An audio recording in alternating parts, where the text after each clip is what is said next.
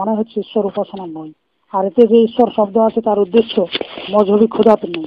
যেমন দিল্লীশ্বরের মানে হলো দিল্লির মালিক, ওইভাবে ঈশ্বরের অর্থ প্রভু, স্বামী ও মালিক আছে। ঈশ্বরত্ব বা প্রভুত্ব বা স্বামিত্ব নিজ ভেতরে ধারণ করা ঈশ্বর পয়েন্ট।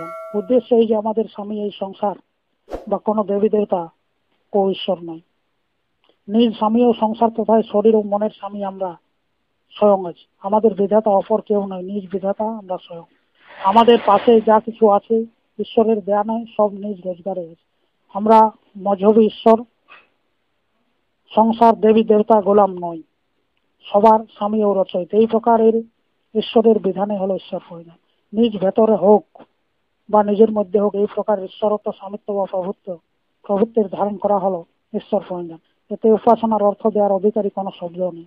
অতএব ঈশ্বর ভক্ত যারা ঈশ্বর পরিধানের অর্থ ঈশ্বরের সেবাও উপাসনায় লাগিয়ে থাকে, বিশেষ করে যোগের প্রকরণে, তারা বহুত বড় ভুল করে। প্রণীপূর্বক ধারণ পোষণ, টু হোল টু মেনটেন ধাতু থেকে প্রণিধান শব্দ হয়েছে। এর অর্থ হবে ভালোভাবে ধারণ করা বা পোষণ করা। এখন আপনি ভাবুন যে ঈশ্বর পরিধানের অর্থ কি ঈশ্বরকে ধারণ করে তার পোষণ করা হবে?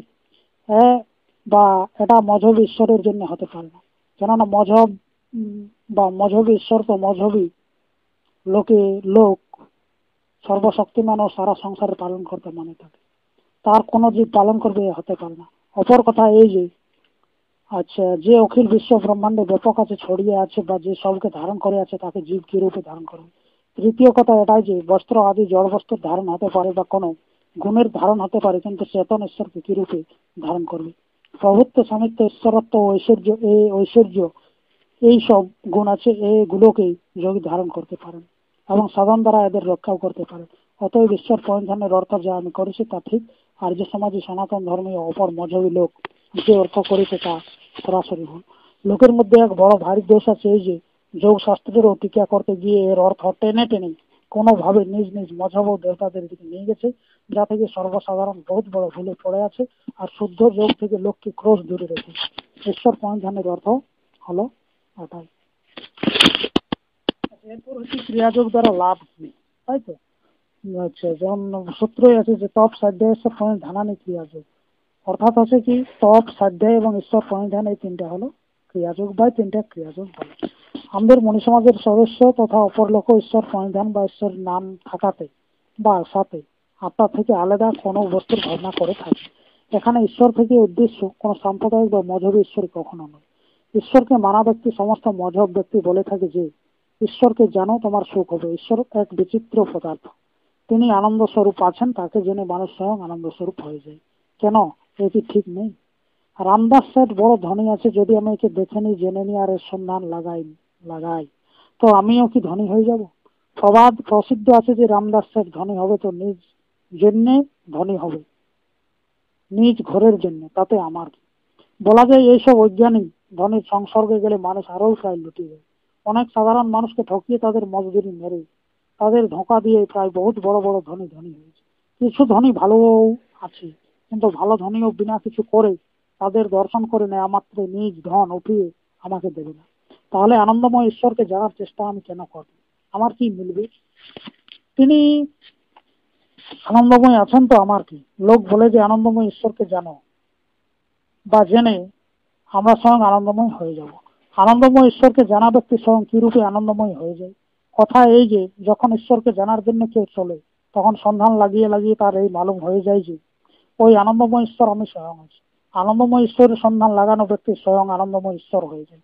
আনন্দময় ব্রহ্মকে জানা ব্যক্তি স্বয়ং আনন্দময় ব্রহ্ম হয়ে যায়। বেদও এই কথাটা বলেছে যে ব্রহ্মবিদ ব্রহ্মৈব ভবতি।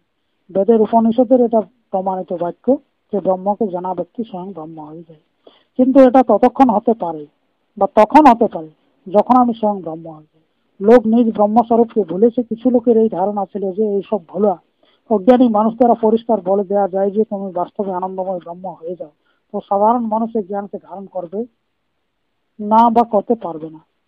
সেই জন্য কিছু মুনিই বলেছেন যে আনন্দময় ব্রহ্মের সন্ধান লাগাও, তোমার সব ক্লেশ কেটে যাবে। শিষ্য প্রশ্ন করেছে ওই আনন্দময় ঈশ্বর কোথায় পাওয়া যাবে, কোথায় আছে? তখন ব্রহ্মজ্ঞানী গুরু বলেছেন যে তিনি তোমার ভেতরে আছেন আর ভেতরে পাওয়া যাবে। যেরূপ শ্রীকৃষ্ণ বলেছে ঈশ্বর সর্বভূতানাং বিদ্যেসে অর্জুন কৃষ্ণ।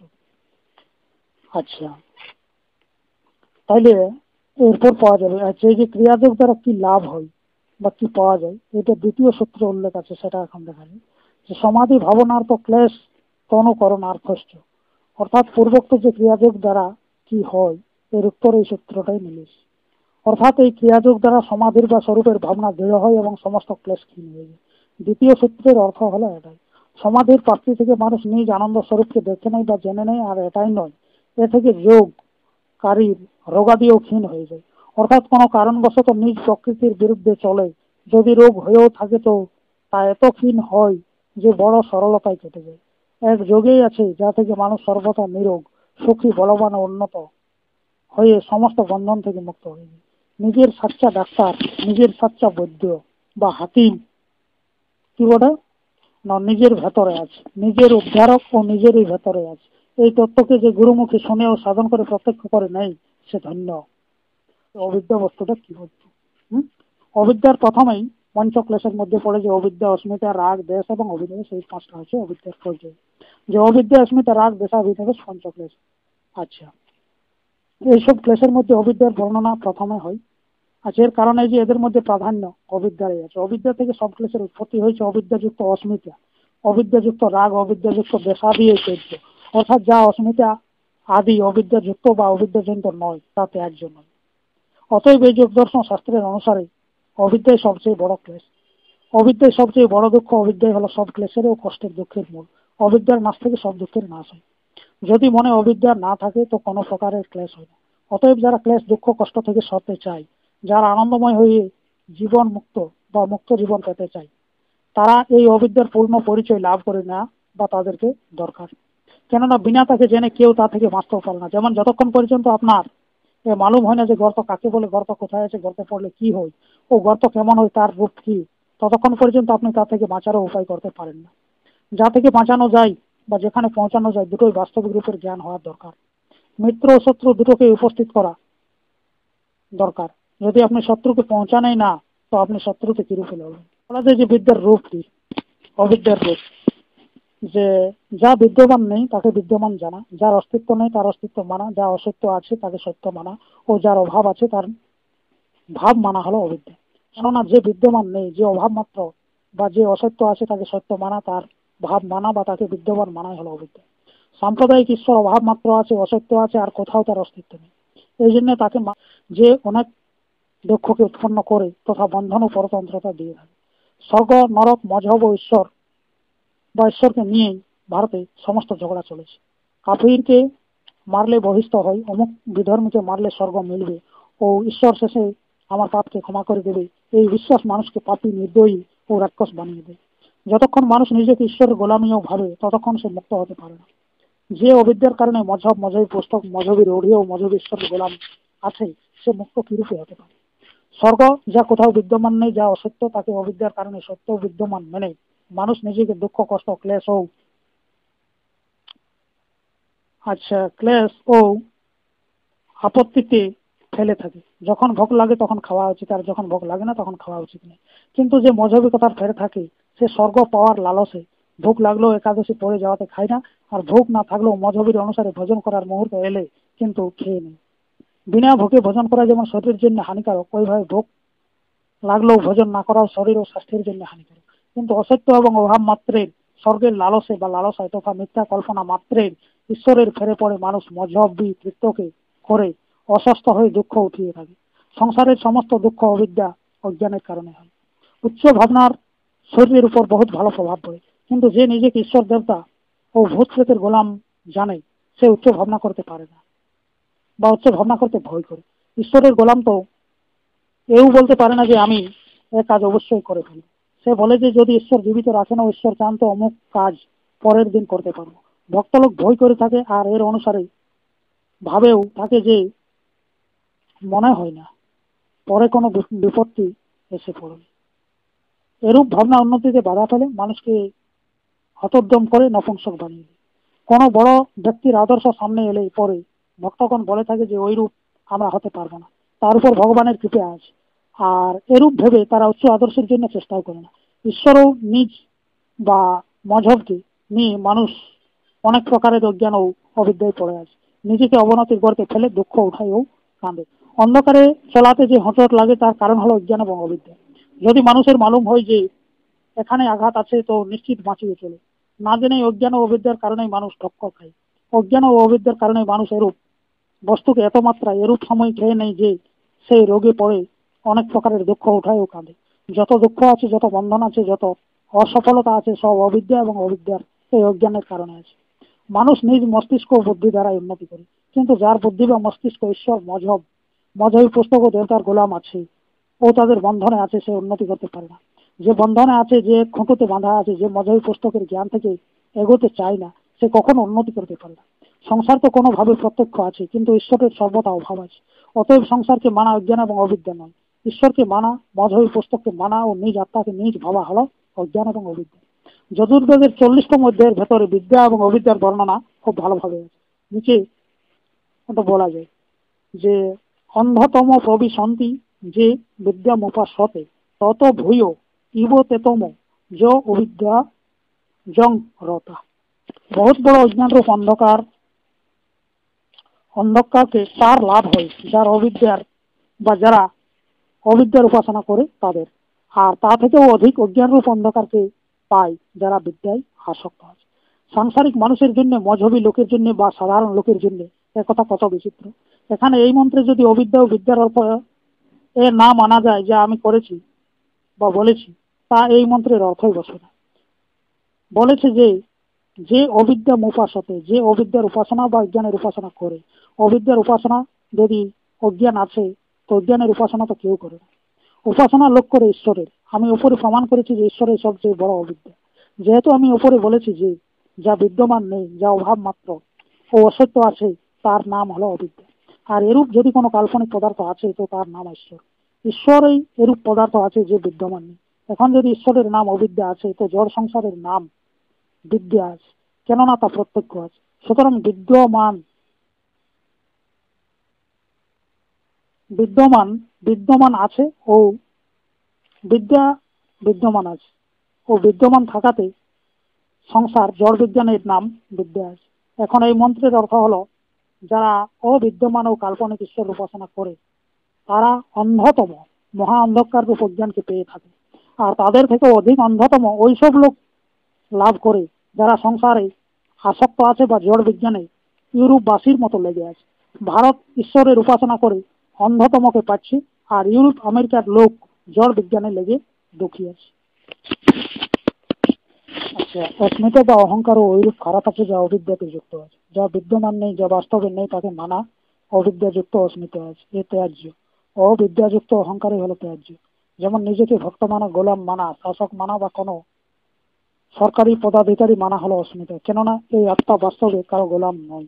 বাস্তবে এই গোলাম নয় ভগবান, দাস নয় ব্রহ্ম আছে। যে এই বাস্তবে আছে, যদি নিজেকে সেই মানে, তো সে অস্মিতা নয়। এভাবে অবিদ্যাযুক্ত রাগ, অবিদ্যাযুক্ত দ্বেষ ও অবিদ্যাযুক্ত অভিনিবেশ ত্যায্য। যা আমি আছি ওই রূপে এবং অতই নিজেকে মানা অস্মিতা নয়। যা আমি তা থেকে কম বা বেশি মানা হলো অস্মিতা। যে বস্তু বাস্তবে যে রূপ আছে ওই রূপে অবিদ্যার কারণে মালুম হয় না।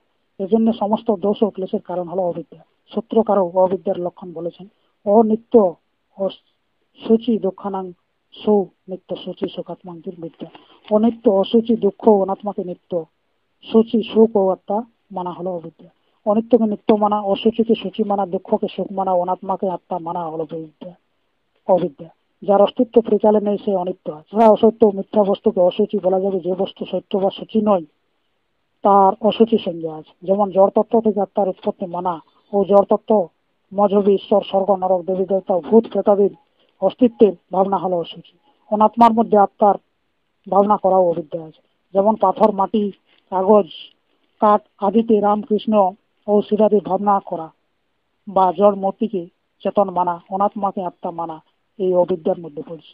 কোন প্রকারেরও তথা কারো বন্ধন, গোলামি, পরবশতা ও দাসত্ব দুঃখ আছে, তাকে ভক্তিরোগের কারণে মানা হলো অবিদ্যা।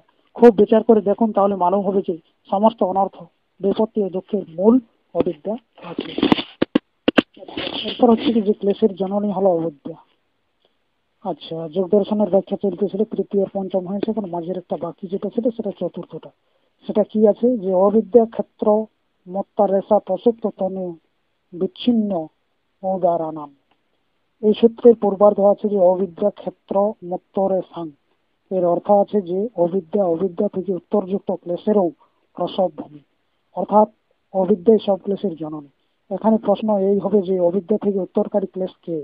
এর উত্তর এই চতুর্থ সূত্রের আগে যে তৃতীয় সূত্রটা আছে সেটাতে দেয়া আছে। সেটাতে কি আছে যে অবিদ্যা অস্মিতা রাগ দেশাভি নিবেশা পঞ্চক্লেশা। এতে অবিদ্যা প্রথমে আছে, আর এই অবিদ্যা থেকে উত্তরকারী ক্লেশ অস্মিতা রাগ দেশ ও অভিনিবেশ আছে। অবিদ্যা থেকে উত্তরকারী ক্লেশ থেকে উদ্দেশ্য অবিদ্যা থেকে বাদযুক্ত ক্লেশে আছে। সূত্রে পূর্বোক্ত চার ক্লেশ থেকে উদ্দেশ্য অবিদ্যা এসেছে।